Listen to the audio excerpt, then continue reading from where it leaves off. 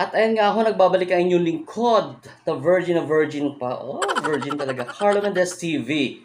At ang pag-uusapan natin ngayong gabi, itong mga pasaring-pasaring, no? Lalo pa nitong kabila.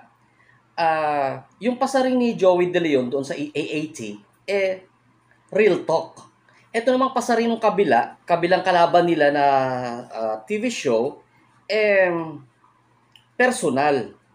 So, alam ko na yung mga pinapasaring-pasaring nila kagaya ng soft drink, si Pepsi. Ba't di pa nila diretso yung si Pepsi Paloma? O, ba't takot sila magsabi ng Pepsi Paloma? O, diretsuhin na kasi nila si Pepsi Paloma yon.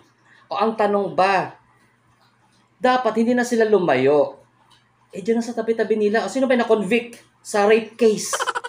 O, di ba? No-convict ba ang TVJ sa usaping Pepsi Paloma? Or, may ibang na-convict talaga dahil sa kasong rape. Di ba? Huwag na kami pasaring-saring dyan. Diretsahin nyo na kung ano talaga yung gusto yung sabihin. Pepsi. Ang luma. 1980s pa yan, day. Puga. Di ba? Oh, hanggang 2023 na ngayon, may kaso ba? Oh, ang harapin ninyo, wag na kayong lumayo. Diyan lang sa tabi ninyo, yung mismo na convict. Okay? Ganun lang yun. Pasaring-pasaring, mga parinig na ganyan.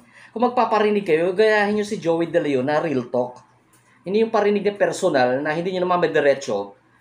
Tapos hindi nyo na nga madiretso yung parinig ninyo, ipalpak pa. Wag na kayong lumayo. Malinis pa. Kasi lingon-lingon din ba sa tabi-tabi, sa gilid-gilid, may mismong sa tabi ninyo dyan na convict. Okay? Ganun lang ho yun. Oh, ang aalma, guilty.